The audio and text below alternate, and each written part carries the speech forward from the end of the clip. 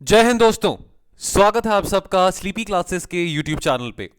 मैं उम्मीद करता हूं आप सब बहुत बहुत अच्छे होंगे और तंदुरुस्त होंगे।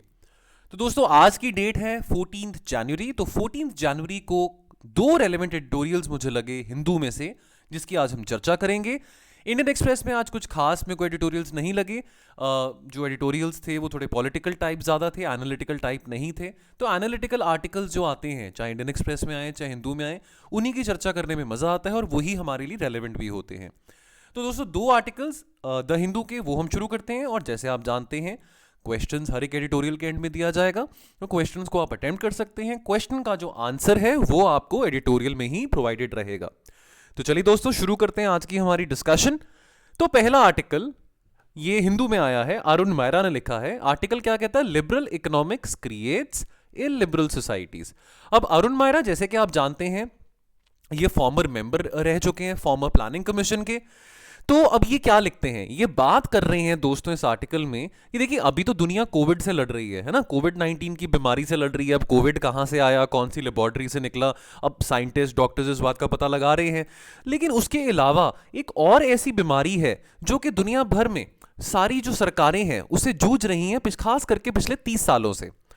वो बीमारी के जो पॉलिटिकल सिम्टम्स हैं वो क्या है? उस बीमारी के पॉलिटिकल सिम्टम्स हैं weakening of democracy and secularism.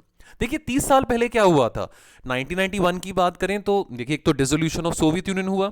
तो जो कम्युनिज्म की लहर थी, कम्युनिज्म का जो वेव था वो काफी डिक्लाइन में आया ईस्टर्न यूरोप में, सेंट्रल एशिया में। और हमने ये देखा कि कैसे कैपिटलिज्म यानी कि कैपिटलिज्म का प्रमोशन कैसे ज्यादा हुआ कि अमेरिका ने, जैसे अब हम वॉशिंगटन कंसेंसस की बात करते हैं, हम बात करें वर्ल्ड बैंक की, बात करें आईएमएफ की, बात करें डब्ल्यूटीओ की, तो अमेरिकन इंस्टीट्यूशंस का जो स्ट्रांग होल्ड था वो ग्लोबल इकोनॉमी में कितना स्ट्रांग हो चुका था। अब ग्लोबलाइजेशन एम्ब्रेस करने से बहुत एडवांटेजेस भी थी और डिसएडवांटेजेस भी थी। अब प्राइमरली अगर हम बात करें तो ग्लोबलाइजेशन तो बहुत कंट्रीज ने एम्ब्रेस करी, लेकिन उसके बावजूद फिर भी बहुत इनइक्वालिटीज थी विद इन द इकोनॉमीज। अब हम ये देख रहे हैं पिछले खास करके 10 सालों में जिसको हम जॉबलेस ग्रोथ भी कहते हैं, यानी कि हमारी इकोनॉमी में 8% 9% की ग्रोथ जरूर हो रही है, लेकिन गरीबी फिर भी है, हंगर फिर भी है, मैलन्यूट्रिशन फिर भी है, जिसको हम जॉबलेस ग्रोथ कहते हैं। तो ये बहुत पेक्यूलियर किस्म का सिम्टम है जो हमको देखने को मिल रहा है, दैट डिस्पाइट ग्लोबल इंटीग्रेशन ज्यादा बढ़ रहा है, ग्लोबलाइजेशन बढ़ रहा है, लेकिन उसके बावजूद भी गरीबी जो है वो कंप्लीटली खत्म नहीं हो रही है। फिर उसके बाद हम ग्लोबलाइजेशन की बात करते हैं तो फ्री ट्रेड को लेके बहुत ज्यादा चर्चा होनी शुरू हुई कि भी फ्री ट्रेड होना चाहिए। जितनी इकोनॉमीज ओपन होंगी, जितनी ग्लोबलाइजेशन ज़्यादा होंगी, उतनी लड़ाइयाँ कम होंगी देशों के बीच में, और उतने ही लोगों में प्रोस्पेरिटी रहेगी, नौकरियाँ ज़्यादा आएंगी। तो जो आइडियोलॉजिकल जस्टिफिकेशन दिया गया ग्लोबलाइजेशन को और पुश करने के लिए वो ये था कि देखो अब सरकार के ऊपर तो निर्भर नहीं रह सकते हैं कि सरकार अपने रिसोर्सेज के थ्रू पैसा जनरेट करे।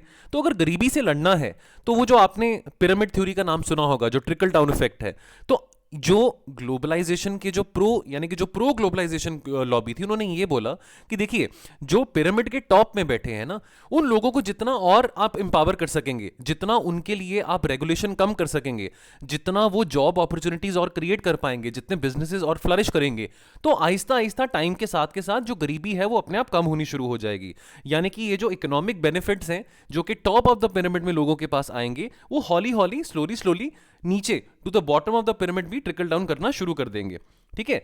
अब अगर आज के टाइम की बात करें तो आज के टाइम पे जो अमीर हैं उनको जो इनकम टैक्स उनका जो लगाया जाता है उनके ऊपर काफी कम लगाया जाता है, हम ग्लोबली बात करें।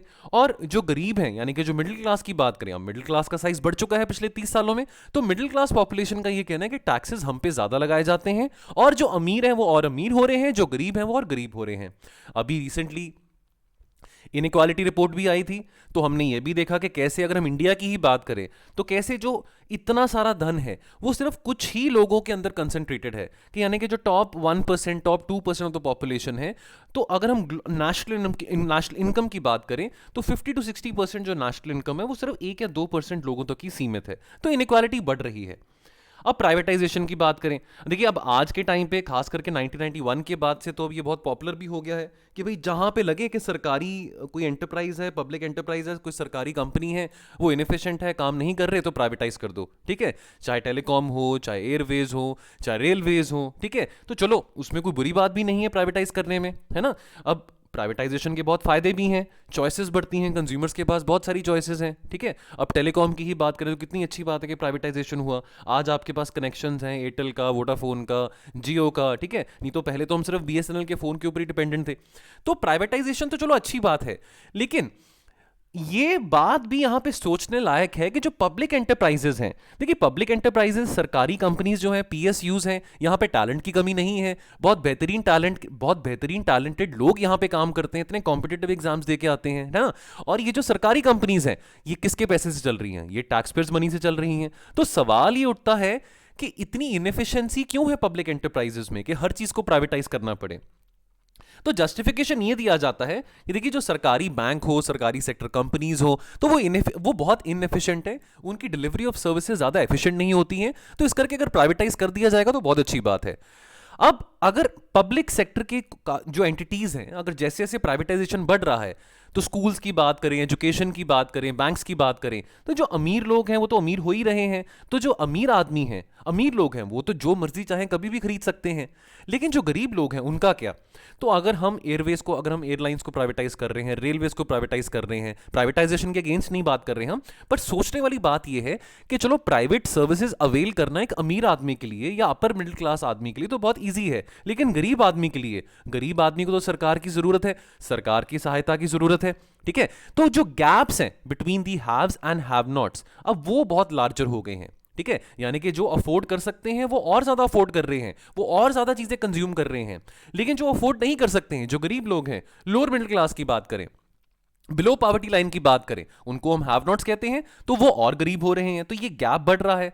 अब कैपिटलिज्म वर्सेस कम्युनिज्म की बात करें, तो जो अथॉरिटेरियन गवर्नमेंट्स हैं ना, they are now being democratically elected by people seeking a way out. अब लोग अब प्रोटेस्ट करते हैं, सिविल अनरेस्ट होता है कि सरकार बदली जाए, इलेक्शंस फिर से हो, ठीक है। तो चाहे कजाकिस्तान हो, चाहे चाइना हो, चाहे इंडिया हो, चाहे जो मर्जी जो भी कंट्री हो, चलो चाइना तो कम्युनिस्ट कंट्री है, वहां पे तो वैसे भी डेमोक्रेसी की कदर नहीं होती है, बट अक्रॉस द वर्ल्ड, हम मिडिल ईस्ट की बात करें, अफ्रीकन कंट्रीज की बात करें, तो सिविल अनरेस्ट हर जगह देखने को मिलता है। लेकिन अक्सर जो सरकारें आती हैं सिविल अनरेस्ट के बाद, वो और ज्यादा अथॉरिटेटिव होती हैं, ठीक है। तो सिविल लिबर्टीज की वो बहुत कम वैल्यू होल्ड करती हैं। अब अगर हम यूएस की बात करें, तो यूएस कोल्ड वॉर के बाद, यानी कि डिसोल्यूशन ऑफ सोवियत यूनियन के बाद, ये जो वॉशिंगटन कंसेंसस बना था, तो अमेरिका ने क्या बोला कि भाई देखो, जितनी भी कंट्रीज हैं जो सोवियत मॉडल फॉलो कर रही थी, जो सोशलिज्म का मॉडल फॉलो कर रही थी, आज उनकी इकोनॉमीज कहां पे है? चाहे वो ईस्टर्न यूरोप है, चाहे वो सेंट्रल एशियन कंट्रीज थी, चाहे वो हम इंडिया की भी बात करें, तो इंडिया भी 1991 से पहले सोशलिस्टिक मॉडल फॉलो कर रही थी। अब हम आज के टाइम पे देख रहे हैं कि प्राइवेटाइजेशन पे ज्यादा एम्फोसिस किया जा रहा है। तो अमेरिका ने बोला कि भाई जो कंसेंसस, यानी कि वॉशिंगटन कंसेंसस, यानी कि जो IMF, world bank, world trade organisation, ये जो ऑर्गेनाइजेशन है, इनको ज्यादा बेहतर पता है कि इकोनॉमिक पॉलिसीज कैसे बननी चाहिए, कैसे इकोनॉमिक इंटीग्रेशन ज्यादा होनी चाहिए। तो ये जो अमेरिका ने ये जो प्रोपेगेंडा जो फ्लोट किया 1991 के बाद कि हर चीज को प्राइवेटाइज कर दो, कि जो सोशलिज्म है वो बहुत बड़ा ईविल है।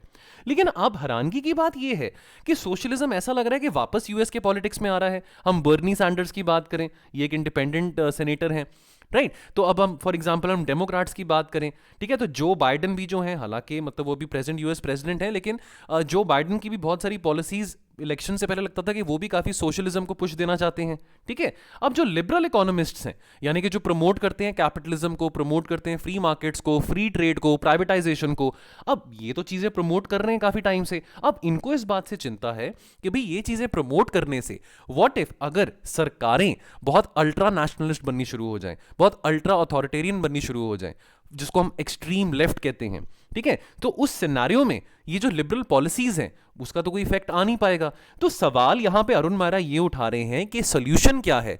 क्या ज्यादा कैपिटलिज्म सॉल्यूशन है कि ज्यादा कम्युनिज्म सॉल्यूशन है? प्रॉपर्टी प्रॉब्लम की बात करें, अब कम्युनिज्म की बात करें, 1991 के बाद हमने देखा कम्युनिज्म में डिक्लाइन आया। अब नो डाउट अगर हम सोवियत यूनियन की बात करें तो communism was successful as far as lifting the living standards of the people are concern, ठीक है। हेल्थ की बात करें, एजुकेशन की बात करें, हर किसी को मैंडेटरी एजुकेशन मिलती है। अगर हम सोशलिस्टिक पॉलिसीज की बात करें, हर किसी को हेल्थ कवरेज अच्छी मिलती है, ठीक है। तो ये सब चीजें तो अच्छी थी। पुअर लोगों को पॉवर्टी से अपलिफ्ट करना, उनको एजुकेशन, हेल्थ की बात करें, तो यहां पे तो जो कम्युनिज्म था was much better than capitalism, ठीक है। लेकिन कम्युनिज्म का जो सोल्यूशन था, राइट टू प्रॉपर्टी की बात करें, कि दैट वेदर कि भाई राइट टू प्रॉपर्टी, भाई अगर आपकी अपनी प्रॉपर्टी है, आपका अपना कोई मकान है, तो क्या उसमें कोई गलत बात है? अब या अगर मान लीजिए कि आपके पास 10 एकड़ ज़मीन है, ठीक है, और मान लीजिए कि आपका अगर कोई दोस्त है उसके पास 2 एकड़ की ज़मीन है, तो ये क्या जस्टिफाइड है कि आपकी 10 एकड़ की ज़मीन दोनों दोस्तों के बीच में बटे, कि 5-5 एकड़ दोनों के पास हो? भाई अगर किसी की वेल्थ है, अगर किसी ने अपनी हार्ड वर्क से अगर वेल्थ एक्यूमुलेट करा है, प्रॉपर्टी बनाई है, तो वो उसकी प्रॉपर्टी होनी चाहिए। तो प्राइवेट प्रॉपर्टी होना कोई नुकसान तो नहीं है, कोई गुनाह तो नहीं है। तो कम्युनिज्म इस इशू को सॉल्व नहीं कर पाया कि जहां तक प्राइवेट प्रॉपर्टी की बात आती है, ठीक है। उसके अलावा the believe that the private owners will husband natural resources. अब हम चलो अगर हम प्राइवेटाइजेशन की भी बात करते हैं कि चलो कहते हैं कि कम्युनिज्म में ये कुछ फ्लॉज थे, चलो कैपिटलिज्म में भी फ्लॉज हैं, कम्युनिज्म में भी फ्लॉज हैं, लेकिन अगर हम बात करें कि प्राइवेटाइजेशन अल्टीमेट सोल्यूशन है, तो जो एक्सप्लॉयटेशन ऑफ नेचुरल रिसोर्सेज हो रहा है, देखिए अब क्लाइमेट चेंज की बात आ जाती है ना, डिफॉरेस्टेशन की बात करें, ग्लोबल वार्मिंग की बात करें, तो अब कहीं ना कहीं पिछले 30 सालों में जो बेशक बहुत सारी इकोनॉमीज, डेवलपिंग इकोनॉमीज ने बहुत अच्छे डेवलपमेंटल लेवल्स अचीव करे हैं, लेकिन नेचुरल रिसोर्सेज का भी कितना एक्सप्लॉयटेशन हुआ है, ठीक है। तो अगर कम्युनिज्म नहीं गारंटी कर पाया, तो प्राइवेटाइजेशन भी क्या गारंटी कर पाएगा कि जो नेचुरल रिसोर्सेज हैं वो कंजर्व्ड रहेंगे, नेचर हार्मनी में रहेगी, ठीक है, सस्टेनेबल डेवलपमेंट हो पाएगा। तो वो तो प्राइवेट ओनर्स भी नहीं इस बात को गारंटी कर पाए हैं। Capitalism needs reform. अंत में अरुण मारा ये कह रहे हैं दैट क्लाइमेट चेंज या जो पॉलिटिकल इस तरह की सिविल अनरेस्ट जो हो रहे हैं around the world, they are both warnings that capitalism needs reform. तो अरुण मेहरा यहां पे ना तो कैपिटलिज्म को फेवर कर रहे हैं, ना कम्युनिज्म को फेवर कर रहे हैं। अंत में वो ये बात कहते हैं दैट देखो, एक नई तरीके की फिलॉसफी चाहिए, a new form of Gandhian democratic socialism is what is required, which is powered by cooperative economic enterprises. This is what is required in the 21st century. तो दोस्तों इस आर्टिकल से अब क्वेश्चन क्या बनता है? क्वेश्चन बनता है 21st century can not be marred by the conflicts arising between capitalism and socialism. Comment. तो ये क्वेश्चन का बहुत इजीली आंसर इस एडिटोरियल में पढ़ के कर सकते हैं। चलिए अगला आर्टिकल दोस्तों, ये आज का लास्ट आर्टिकल है, ये भी हिंदू में आया है, N epidemiologically sound testing strategy. अब जैसे कि आप जानते हैं, चलो अभी थर्ड वेव चल रहा है, बहुत सारे केसेस बढ़ रहे हैं, लाखों में केसेस आ रहे हैं रोज। अच्छी बात तो यह है कि इतनी हॉस्पिटलाइजेशन नहीं हो रही है, ज़्यादा डेथ्स नहीं हो रही हैं, सेकेंड वेव की तरह इतना वो भयंकर किस्म का एटमॉस्फेयर नहीं है कि लोग सड़कों पे मर रहे हैं, ऑक्सीजन क्राइसिस हो रहा है। Although no doubt कि these are still early days into the third wave, but फिर भी इस बात की हम राहत मना सकते हैं कि ज़्यादा हॉस्पिटलाइजेशन नहीं हो रही है। देखिए अब सिचुएशन थोड़ी बेटर भी है, क्योंकि अब लगभग 100% पॉपुलेशन को सिंगल शॉट तो लग चुका है, ठीक है। तो आज न्यूज़पेपर में ये भी आया था, मैं पढ़ रहा था कि प्रधानमंत्री ने कहा कि पिछले 10 दिनों में 3 करोड़ बच्चों को भी टीका लग चुका है, जो 15 से 17 साल के एज ग्रुप में है। तो वैक्सीनेशन हमारी जो रेट्स हैं वो काफ़ी बेटर हैं। अब वैसी हालत नहीं है जो पिछले साल मार्च अप्रैल में थी। अब कुछ नई guidelines Indian council of medical research ने इशू करी थी। तो आईसीएमआर की जो नई गाइडलाइंस हैं जनवरी 10 को जो आई थी, उन्होंने ये बोला कि भाई जो एसिम्प्टोमेटिक लोग हैं, ठीक है, उनको जब तक ज्यादा हाई रिस्क में नहीं है तब तक उनको टेस्ट कराने की जरूरत नहीं है, ठीक है। तो इससे पहले अगर हम फर्स्ट वेव की बात करें तो सितंबर 2020 में, यहां पे सॉरी दोस्तों 2022 लिखा गया, सितंबर 2020 में, तो आईसीएमआर ने जब फर्स्ट वेव चल रहा था तो आईसीएमआर ने ये कहा था कि भाई जिसको लगता है कि भी मैंने टेस्टिंग करानी है, अगर किसी को खांसी जुकाम कोई ऐसे सिम्टम्स आ रहे हैं, तो वो जो चाहता है अपनी टेस्टिंग करवाना वो करवा सकता है। अभी आईसीएमआर क्या कह रहा है? अभी वो कह रहा है कि भाई जब तक आप हाई रिस्क नहीं है, जब तक आपको लगता है कि आपको बहुत ज्यादा सिम्टम्स नहीं है, तब तक आप अपनी टेस्टिंग अननेसेसरीली मत कराइए। अगर आपको लगता है कि भाई आपको थोड़े बहुत सिम्टम्स हैं, अब जैसे नॉर्थ इंडिया की बात करें तो बहुत सर्दी चल रही है, बारिशें हो रही थी, तो अगर आपको थोड़ा खांसी जुकाम वगैरह है तो आप घर पे अपने आप को आइसोलेट करके 3-4 दिन दवाई लेके भी निकाल सकते हैं, ठीक है। अब सवाल ये उठता है कि ये जो नई एडवाइजरी है कोविड-19 की टेस्टिंग के लिए, क्या ये सही अप्रोच है? सितंबर 2020 में तो ये बात को इंकरेज करा गया था कि भी और लोग आके टेस्टिंग करें, है ना। 2020 में तो डोनाल्ड ट्रंप जब प्रेसिडेंट थे अमेरिका के, वो भी बहुत इस बात का, वो बहुत उनको मान था, बहुत गौरव था इस बात का कि भाई इतनी टेस्टिंग हो रही है, अमेरिका में बहुत टेस्टिंग की जा रही है, तो टेस्टिंग पे एम्फोसिस था। लेकिन आईसीएमआर की इस गाइडलाइन से ऐसा लगता है कि टेस्टिंग पे इतना एम्फोसिस करने को अब नहीं कहा जा रहा। तो क्या ये सही है, क्या ये गलत है? अब बात अगर हम करें, ये जो अग्रेसिव टेस्टिंग अप्रोच थी ना, this seems to have worked in the past, ठीक है। बट अभी अगर आज के टाइम की बात करें तो कोई कंट्री ये क्लेम नहीं कर सकती, चाहे साउथ अफ्रीका है, चाहे इंडिया है, चाहे यूके है, फ्रांस है, कि भाई उसने हर एक कोविड-19 का केस जो है वो डिटेक्ट कर लिया है। बहुत गर्व की बात है कि पिछले 2 सालों में इंडिया ने कम से कम 3100 लेबोरेटरीज 3100 लेबोरेटरीज सेटअप करी हैं जहां पे कोविड 19 के टेस्ट किए जा रहे हैं, ठीक है। और अगर हम डेली कैपेसिटी की बात करें तो रोज कम से कम 20 लाख से ज्यादा के आरटीपीसीआर टेस्ट भी हो रहे हैं। अब ओमिक्रॉन के चलते जो केसेस की ट्रांसमिसिबिलिटी की बात करें, केसेस की बात करें तो वो बहुत ज्यादा इन्फेक्शन बढ़ गया है now with 3 to 4 fold higher transmissibility, ठीक है। और जो भी मेजॉरिटी जो इन्फेक्शंस नहीं आ रही हैं मोस्टली वो एसिम्प्टोमेटिक है। मैंने अभी शुरू में कहा ना कि ज्यादा लोग हॉस्पिटलाइज नहीं हो रहे हैं, ठीक है, ज्यादा लोग अभी ऑक्सीजन क्राइसिस वाली सिचुएशन नहीं आई है। इसका बहुत बड़ा श्रेय हमारे वैक्सीनेशन रेट पे भी जाता है कि हमने बहुत स्विफ्टली अपनी पॉपुलेशन को वैक्सीनेट किया, ठीक है। अब पास्ट में जो सेरो सर्वेज हुए थे वो ये बताते हैं कि भाई only 1 in every 30 infections has been detected. तो ये जो नई गाइडलाइंस हैं इस आर्टिकल में ये कहा जा रहा है that they are a welcome change, क्योंकि अग्रेसिव टेस्टिंग वाली जो स्ट्रैटेजी थी वो जरूरी नहीं कि हर वेव में सक्सेसफुल हो। तो जो अग्रेसिव टेस्टिंग वाली स्ट्रैटेजी है वो यूजफुल रही होगी पिछले सेकेंड वेव की बात करें, फर्स्ट वेव की बात करें, बट नॉट नेसेसरली कि वो इस बार भी सक्सेसफुल रहे ये स्ट्रैटेजी। बिकॉज मोस्टली जो इन्फेक्शन आ रही हैं, देखिए इस वक्त हर कोई कोविड पॉजिटिव होगा, लेकिन जिसको कोई सीरियस सिम्टम्स हैं तो वो तो ऑब्वियसली हॉस्पिटलाइजेशन करे, तभी करके आईसीएमआर ने टारगेटेड टेस्टिंग की बात करी है, पर्पसिव टेस्टिंग की बात करी है। अब अगर आपको सिम्टम्स नहीं है और अगर आप अपनी मर्जी से आपको, क्योंकि वो एक माइंड में फियर बैठा हुआ है कि जी मेरे को कोरोना हो जाएगा तो पता नहीं क्या हो जाएगा, है ना, तो अगर लोग अननेसेसरली जाके अपनी टेस्टिंग करेंगे तो वो बहुत बर्डन पड़ेगा हेल्थ केयर सेक्टर के ऊपर भी। अब टेस्टिंग विद पर्पस की बात करें ना, टेस्टिंग एसिम्प्टोमेटिक और majority of the mild symptomatic would burden the laboratory capacity, ठीक है। Testing of asymptomatic cases would have the public health benefit, no doubt public health benefit होगा अगर जितने लोग टेस्ट कराएंगे अपने, चाहे वो एसिम्प्टोमेटिक ही क्यों ना हो, लेकिन ट्रांसमिशन ऑलरेडी इतनी वाइड स्प्रेड हो चुकी है और क्योंकि majority of the cases asymptomatic है। अब अगर मैं कोरोना पॉजिटिव हूं भी लेकिन अगर मेरे को कोई सिम्टम नहीं है, देखिए अगर आपको थोड़ा सा गला खराब है, अगर आपको जुकाम है वेदर चेंज के कारण, तो आप घर पे भी अपने आप को आइसोलेट करके मेडिसिन लेके आप बैठ सकते हैं, ठीक है। लेकिन अगर आपको बिल्कुल भी सिम्टम, तो ऐसे बहुत सारे केसेस आ रहे हैं किसी को कोई सिम्टम ही नहीं है लेकिन रिपोर्ट में सिर्फ वो कोरोना पॉजिटिव है, तो आईसीएमआर ये कह रहा है कि भाई आप मत जाइए लेबोरेटरी टेस्ट कराने के लिए, अननेसेसरली जो हेल्थ केयर सेक्टर है लेबोरेटरीज उस पर बर्डन बढ़ेगा। अब यहां पे एक और बात आती है कि जो रैपिड एंटीजन टेस्ट किट्स हैं, ठीक है, अब जो रैपिड एंटीजन टेस्ट वाली जो टेक्निक है ना, that might be very useful, ठीक है। तो अब अगर इसकी किट्स अगर बांटनी हो लोगों को, तो जब तक वो फ्री ऑफ कॉस्ट नहीं बांटेंगे तब तक तो बात नहीं बनने वाली। हम वो देश हैं, माइंड यू, हम अगर इंडिया की बात करें, यहाँ पे 80 करोड़ से ज्यादा लोग, प्रधानमंत्री गरीब कल्याण योजना की बात करें, वो आज भी फ्री राशन के ऊपर डिपेंडेंट है। तो उन लोगों को ये कहना कि भी हर कोई बंदा अपने घर में रैपिड एंटीजन टेस्ट किट्स लेके बैठ जाए, देखिए आप अफोर्ड कर सकते हैं, मैं अफोर्ड कर सकता हूं, लेकिन पूरे की पूरी पॉपुलेशन तो अफोर्ड नहीं कर सकती ना, ठीक है। तो अगर हर किसी को बोलो कि आप रैपिड एंटीजन की किट्स लेके बैठ जाइए घर पे, तो वो भी सही सोल्यूशन नहीं होगा, ठीक है। अननेसेसरली पैनिक और फियर क्यों क्रिएट करना, जब पता ही है कि इतने सिम्प्टोमेटिक केसेस बढ़ रहे हैं, जब पता है कि ज्यादा सीरियस प्रॉब्लम नहीं हो रही है, तो why to emphasize more on testing, ये बात इस आर्टिकल में करी गई है और ये बात आईसीएमआर भी कह रहा है। कंक्लूजन क्या निकलता है, तो इंडिया की जो लेटेस्ट एडवाइजरी है कोविड 19 टेस्टिंग के ऊपर, ये बहुत बोल्ड है, बहुत प्रैक्टिकल है और एपिडेमियोलॉजिकली बहुत साउंड है। अब ये जो है, now this will shift the balance of India's pandemic response from a treatment oriented to a public health focused approach, ठीक है।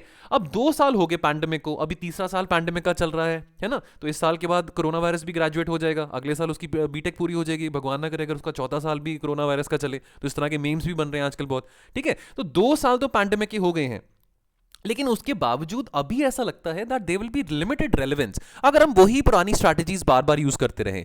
तो जो कॉन्टैक्ट ट्रेसिंग है, टेस्टिंग है, आइसोलेशन है, अब शायद इतनी रेलेवेंट ना हो, बिकॉज देखिए अब अगर हम सेरो सर्विस की भी बात करें, बहुत हमारी तो देखिए इंडियन पॉपुलेशन की बात करें तो ऑलमोस्ट सभी के अंदर एंटीबॉडीज बनी हुई हैं अभी, ठीक है। Now when the benefit of testing has become so limited, तो टारगेटेड, यहां पे अंत में बात सजेस्ट करेगी कि टारगेटेड कोविड 19 टेस्टिंग जो है, now this would be a right strategy so as we can protect the vulnerable, तो ये काम सही रहेगा। दोस्तों क्वेश्चन क्या बनता है, is it prudent to follow the same approach in a pandemic during successive waves of the virus in light of recent amendments made by ICMR to focus on purposive testing? Elaborate। तो बहुत easy question है, इस editorial से पढ़ के आप इसको easily answer कर सकते हैं। चलिए दोस्तों, एडिटोरियल्स में इतना ही। तो जैसे मैंने आपको बताया कि इंडियन एक्सप्रेस में कोई खास एडिटोरियल आज नहीं आया था, थोड़े पॉलिटिकल टाइप एडिटोरियल ज़्यादा थे, तो वो हमारे लिए इतने रेलेवेंट नहीं होते हैं। तो एनालिटिकल एडिटोरियल्स जो होते हैं, चाहे इंडियन एक्सप्रेस में हो चाहे हिंदू में हो, उनकी डिस्कशन करने में और एनालिसिस करने में ज़्यादा मजा आता है, वो हमारी रेलेवेंट होते हैं। तो जाने से पहले मैं बार बार कहता हूँ, प्रीलिम्स को 5 महीने रह गए हैं दोस्तों। हमने कुछ कोर्सेज शुरू करे हैं आपकी प्रीलिम्स की तैयारी को और स्ट्रीमलाइन करने के लिए। तो क्रैश कोर्सेज हैं, current affairs plus test series भी है, और अगर आपको लगता है कि करंट अफेयर्स के साथ आपको अपने जीएस के सिलेबस को भी और कंसोलिडेट करना है, पॉलिश करना है, तो वो भी हमारे पास एक क्रैश कोर्स अवेलेबल है। तो अगर prelims current affairs plus test series की बात करूं तो वो 10,000 का रहेगा, और जो कॉम्बो है कॉम्प्रिहेंसिव जीएस करंट अफेयर्स और टेस्ट सीरीज का, वो 15,000 का रहेगा। देखिए दोस्तों, टेस्ट सीरीज बहुत जरूरी है। देखिए, जब तक हम अपने आप को टेस्ट नहीं करेंगे, ज्यादा क्वेश्चंस प्रैक्टिस नहीं करेंगे, तब तक हमारे अंदर कॉन्फिडेंस नहीं आ पाएगा, ठीक है। और तब तक नहीं तो हमको वो माइंड में फियर रहेगा कि मैं 2-3 क्वेश्चन से रह जाता हूं, मैं कट ऑफ से बहुत क्लोज रह जाता हूं, ठीक है। तो कट ऑफ जितनी भी हो, हमको नहीं पता कट ऑफ कितनी जाएगी, लेकिन इरिस्पेक्टिव ऑफ द फैक्ट हमने अपनी तैयारी अच्छी तरह से करनी है। तो टाइम कम है, आप इन कोर्सेज को हमारी वेबसाइट पर जाके अवेल करिए, एनरोल करिए, इससे पहले लेट हो जाए। तो दोस्तों, आज के लिए इतना ही। तो आप अपना ख्याल रखिए और पढ़ते रहिए। मिलेंगे हम कल और एडिटोरियल्स के साथ। So thank you so much and जय हिंद।